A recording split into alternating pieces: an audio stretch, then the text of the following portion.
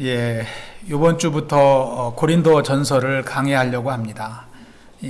여러분 고린도 전서 많이 읽어보신 책입니다만은 우리가 또 주일 예배 말씀을 통해서 함께 은혜를 나누길 기도합니다. 고린도서는 고린도 전서 후서는 사도 바울이 고린도 교회에 보낸 서신서입니다. 고린도 교회를 개척한 개척 목사인 사도 바울이 이제 자기가 개척했던 고린도 교회에 보냈던 편지입니다.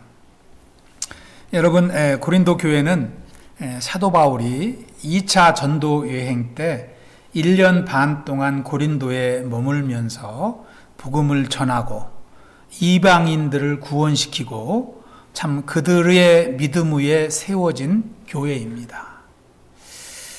오늘 첫 시간이기 때문에 고린도에 대해서 잠깐만 말씀을 드리면은요, 고린도는 매우 큰 도시입니다. 그 당시에 로마와 알렉산드리아, 또 이제 안디옥, 그리고 고린도였습니다.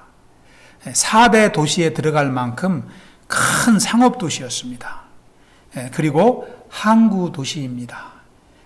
그래서 이제 비즈니스 하는 분들이 많았던 그러한 지역이죠. 그런데 이 고린도는 그렇게 참 물질이 발달하고 부유했던 만큼 또 영적으로 보면은 어두운 면이 없지 않아 있었던 그런 도시입니다. 특별히 고린도 하면은 떠오르는 것은 우상이 많았다는 거예요. 자기마다 섬기는 신들이 다 각각 달랐습니다. 그리고 성적으로도 상당히 타락한 도시였습니다. 이것이 고린도였습니다.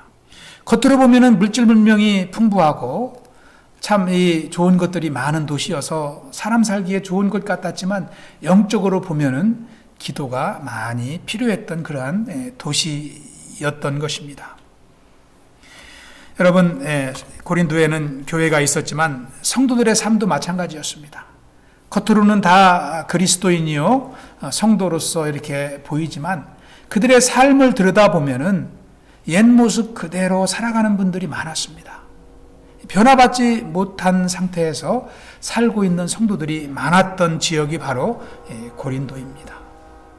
여러분, 특별히 사도 바울이 1년 6개월 동안 고린도에 머물면서 복음을 전하고 성도들에게 참 이제 말씀을 가르치고 또 교회를 이루면서 열심을 내었다가 사도 바울이 다시 1년 반 후에는 선교지로 떠나게 됩니다. 그런 후에 고린도 교회는 더 많은 문제를 안게 됩니다. 오늘 우리가 함께 합독한 말씀에 나오는 내용도 많은 문제 중에 한 큰 문제에 해당하는 것입니다. 여러분 10절을 다시 한번 보시면은요, 바울은 고린도 성도들을 형제들아 이렇게 부릅니다. 여기서 형제들아 부르는 것은 고린도 교회가 다 이제 형제들만 있기 때문에 그렇게 부르는 것이 아니라요, 남녀를 구분하는 것이 아니라 한 분이신 그리스도를 통해서 구원받은 다 믿음의 형제이기 때문에, 하나님의 다 동일한 자녀이기 때문에 남녀를 물어나고 믿음의 백성들을 다 형제들아 이렇게 부르는 것입니다. 그러면서 하는 말씀이 우리 주 예수 그리스도의 이름으로 너희를 권하노니, 마지막에 뭐라고 말합니까? 온전히 합하라 이렇게 말합니다. 이것을 보면은 고린도 교회가 지금 어떠한 상태에 있었을까요? 서로가 나뉘어 있다는 거예요. 그러니까 교회를 개척하고 선교지에 가서, 지금 바울은 어디에 있느냐면 에베소에서 복음을 전하고 있습니다. 이 고린도 교회는 2차 전도 여행 때 개척한 교회인데요, 지금 바울은 3차 전도 여행 중에 있어요. 다시 동역자들과 선교지를 돌아다니면서 교회를 세우고 복음을 전하고 있어요. 그런데 11절에 보면은 글로웨의 가족들에 의해서 바울에게도 소식이 들렸는데, 고린도 교회에 소식이 들렸는데 성도들이 하나 되지 못하고 서로 싸우고 분쟁한다는 거예요. 그 소식이 개척 목사한테 들렸으니 얼마나 마음이 불편했겠어요. 그러니까 바울이 에베소에서 복음을 전하는 사역을 잠깐 멈추고 편지를 쓰고 고린도 교회에 보내는 것입니다. 그래서 이 고린도전서 4장에 보면은 디모데를 파송합니다. 그래서 바울의 뜻을 전하고 다시 교회를 세우기 위해서 디모데를 일꾼으로 파송을 하게 됩니다. 여기에서 10절에서 바울이 주 예수 그리스도의 이름으로 너희를 권한다고 이렇게 말씀을 하고 있는데요. 예수님의 이름으로 권한다는 것은요, 예수님과 내가 한 마음으로 여러분에게 권합니다. 그런 뜻입니다. 내가 여러분에게 말은 하지만 주님도 같은 마음입니다.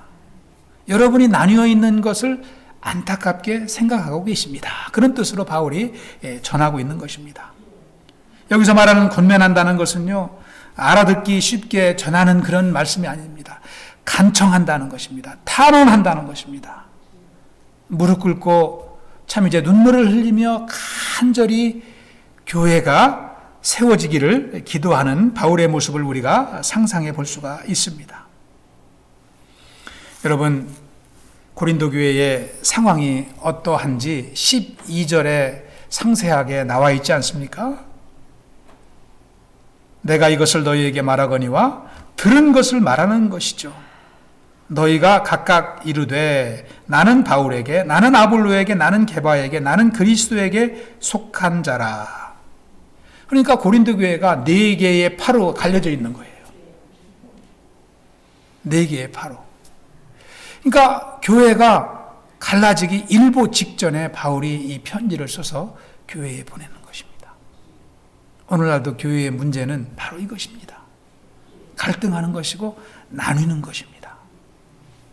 여러분, 이 갈등에 대한 설교를 제가 지난해에도 여러 번 하게 되죠. 성경에 여러 곳에서 나옵니다. 왜 그러냐면 교회는 하나이기 때문에 주님은 그것을 늘 경계하십니다. 그래서 여러 번 이게 설교가 반복되어서 나오지 않을 수가 없는 것이죠. 여러분, 우리 한번 간단하게 살펴보겠습니다. 첫 번째 나오는 파는 바울파입니다. 바울파는 어떤 파냐면 개척목사파예요. 아까도 말씀드렸지만 이 고린도 교회는 사도 바울이 개척을 했다고 그랬잖아요. 그러니까 사도 바울과 함께 처음부터 신앙생활을 하면서 교회를 개척한 개척 멤버들이 남아있는 거예요. 근데 그들이 늦게 온 성도님들을 무시하고 자기들끼리만 똘똘 뭉치는 거예요. 오늘날도 이런 교회 있잖아요. 나는 개척자야. 나는 개척 때부터 이 교회에 있었어. 이렇게 힘주는 분들이 있습니다. 근데 그것은 옳지 못하다는 것이죠. 오히려 오래될수록 새로 오시는 분들을 품어야 되는 것이 이게 하나님의 뜻입니다. 그게 교회이고요. 그런데 여기서 보면은 나는 개척 목사한테 침례받았는데 너희와는 달라. 이렇게 우쭐대는 사람들이 있었던 것이죠. 그래서 바울이 여기서 최고 먼저 나는 바울에게 바울파를 최고 먼저 혼내잖아요. 자기를 쫓아오는 것을 바울은 기뻐하지 아니하고 그것은 교회를 넘어뜨리는 자라 하면서 자기를 추종하고 자기를 좋아한다고 하는 사람을 가장 먼저 혼냅니다. 너희가 나한테 침례받은 것이 그것이 무슨 대수냐 이거예요. 여러분, 어떤 분을 보면은요, 교회는 이곳에 다니면서 침례는 다른 교회에서 받아오는 분도 있더라고요. 그런 분은 유명한 목사님한테 침례받으면 은혜가 더 이렇게 많은가 봐요. 여러분도 그러세요? 담임 목사님한테 받는 것이 더 은혜로워요? 부목사님한테 침례받으면 은혜가 덜합니까? 여러분, 어떤 목회자가 침례를 주든 침례를 주시는 분은 성삼위일체 하나님이십니다. 성부와 성자와 성령의 이름으로 침례를 받지 여러분 목사 이름으로 침례 받습니까? 그런데 고린도 교회는 이런 어리석은 사람들이 있어요. 나는 바울에게 침례 받았다 이거예요. 누구에게 침례 받느냐가 중요한 것이 아니라 내가 성령 하나님의 구원하심을 분명하게 영접하고 구원의 확신 가운데 침례를 받는 것이 중요한 것입니다. 바울은 그것을 경계하는 것이죠. 그리고 두 번째는 아볼로파를 경계합니다. 아볼로는 바울이 고린도 교회를 떠난 후에 고린도 교회 담임 목사로 온 사역자입니다. 그러니까 아볼로와 함께 이렇게 뭉쳤던 사람은 담임 목사파죠. 나는 현재 담임 목사님과 함께 신앙생활하고 있고 지금 담임 목사님은 나를 신뢰해. 그러니까 나는 다른 성도와는 달라.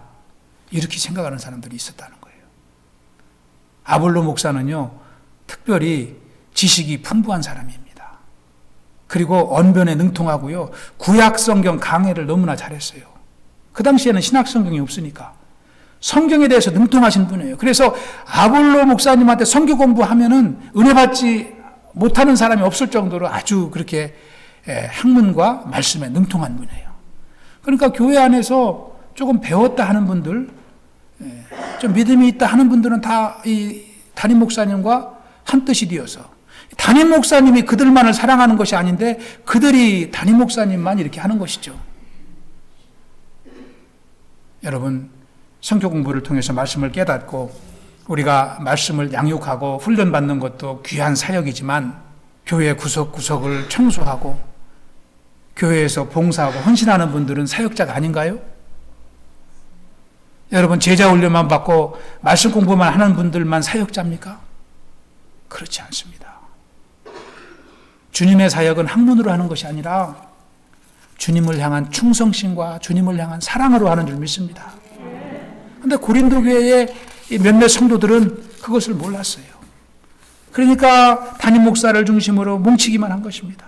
진정한 섬김이 무엇인지 몰랐던 것입니다. 세 번째는 게바파가 있어요. 게바라는 것은 아람어고 베드로라는 것은 헬라어입니다. 다 같은 반석이라는 뜻입니다. 반석이라. 예수님이 주신 이름이죠. 베드로가 누구인가요? 베드로는 예수님의 수제자였습니다. 사도 중에서도 가장 대표적인 사도였어요. 그래서 초대교회 예루살렘 교회의 큰 대형 교회인데 예루살렘 교회의 대표적인 사역자가 바로 베드로입니다. 그러니까 나는 지금 이 고린도 교회보다도 더 큰 교회에서 신앙생활을 했다는 거예요. 나는 대형 교회 출신인데 대형 교회 담임 목사였던 베드로 목사님한테 침례를 받았는데 나는 고린도 교회 성도들하고는 비교가 안 돼. 그리고 베드로가 유대인이기 때문에 유대 출신 성도들이 더욱더 베드로를 중심으로 모였습니다.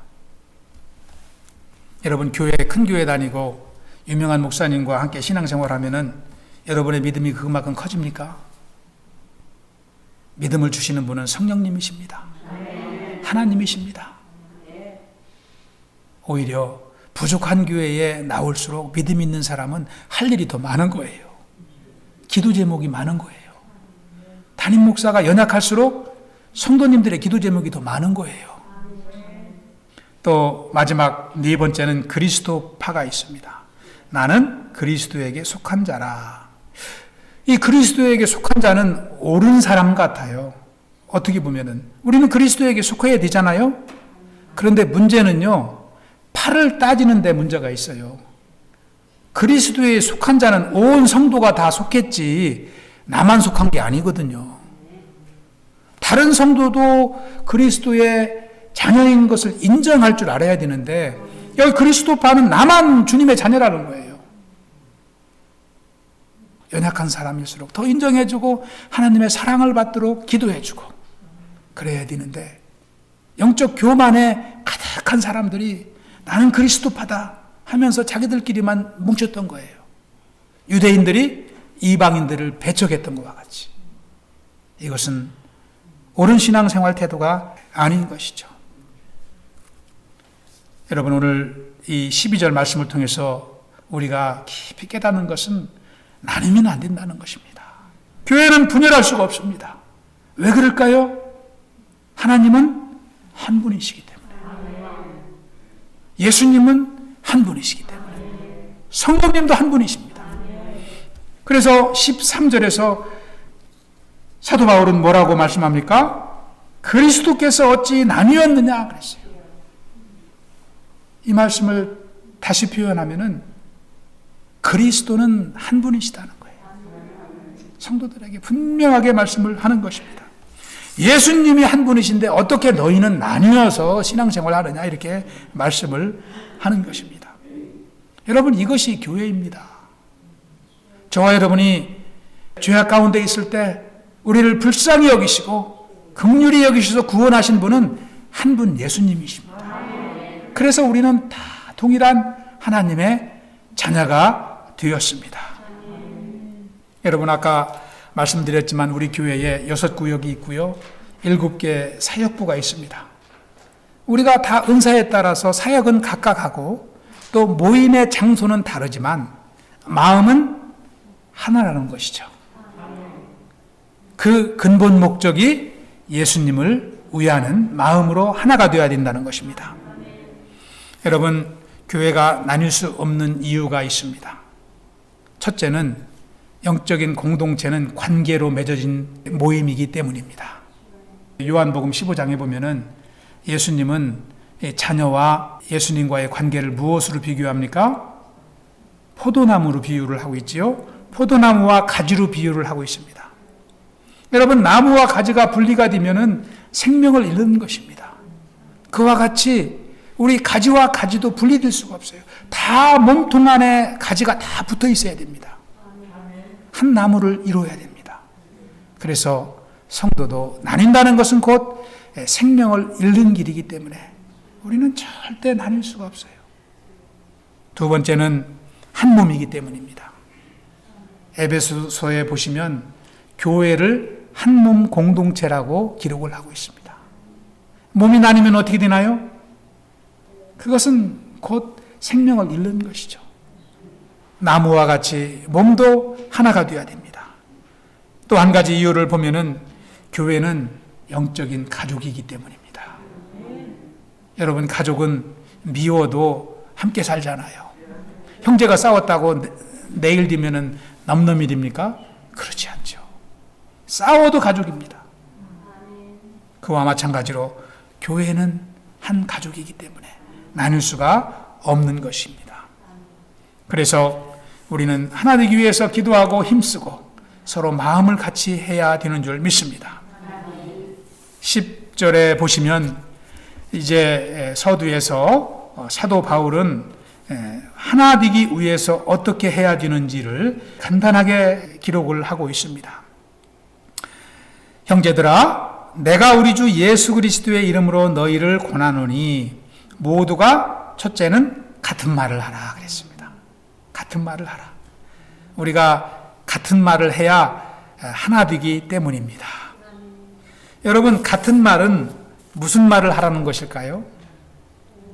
믿음의 말을 하라는 거예요. 믿음의 말. 우리가 서로 다른 믿음이 있으면 다른 말을 하게 되죠. 믿음이 다르면 다른 소리를 낼 수밖에 없습니다. 그런데 같은 믿음을 가진 사람은 같은 말을 할 수밖에 없어요. 믿음의 말, 축복의 말, 위로의 말, 이런 말을 하라는 것입니다. 이것이 교회 공동체의 언어이기 때문입니다. 두 번째 보시면 너희 가운데 분쟁이 없이 같은 마음을 품어라 그랬습니다. 같은 마음을 품어야 우리가 하나 됩니다. 어떤 마음이 하나 된 마음일까요? 그렇습니다. 그리스도의 마음, 하나님 한 분만을 경외하는 마음, 그 마음을 우리가 똑같이 품을 때 우리의 욕심을 내려놓고 하나 될 수 있는 줄 믿습니다. 여러분, 섬기는 대상이 다르면 한 자리에서 밥을 먹어도요, 마음이 하나 될 수가 없어요. 우리가 하나님 위에 다른 곳에 더 마음을 두고 산다면 우리가 한 자리에서 예배를 드려도 하나 될 수 없는 것입니다. 그래서 우리가 서로 다르다면 우리가 한번 생각해 봐야 돼요. 나는 하나님만을 경외하는 마음을 갖고 신앙생활하는가? 나를 돌아보고 서로 하나 되기를 힘써야 되는 줄 믿습니다. 세 번째는 뭐라고 그랬습니까? 같은 뜻으로 온전히 합하라 그랬습니다. 같은 말을 하고 같은 마음을 품고 같은 뜻으로. 은사가 달라서 각기 섬기지만 뜻이 같으면 늘 하나 될 수 있습니다. 그 뜻이라는 것은 하나님의 영광을 위해서. 그 뜻만을 가지고 우리는 사역을 해야 돼요. 다른 이유는 없습니다. 아까도 말씀을 드렸지만 우리가 말씀 공부를 통해서 하나님을 섬기든 또 이제 구석구석 청소를 통해서 하나님을 섬기든 우리가 이 일을 통해서 하나님이 영광 받으시기를 원한다는 마음으로 섬길 때 우리는 같은 뜻으로 하나 될 수 있는 줄 믿습니다.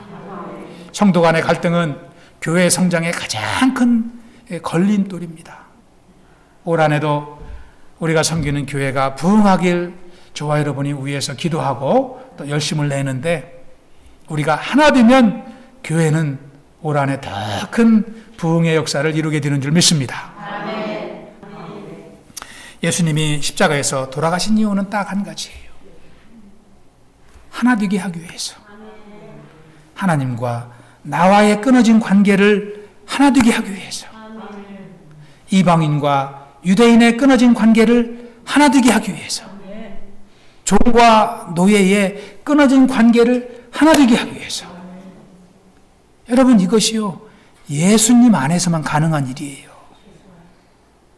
아무리 학식이 많고 성품이 온유해도 사람으로는 하나 될 수가 없습니다.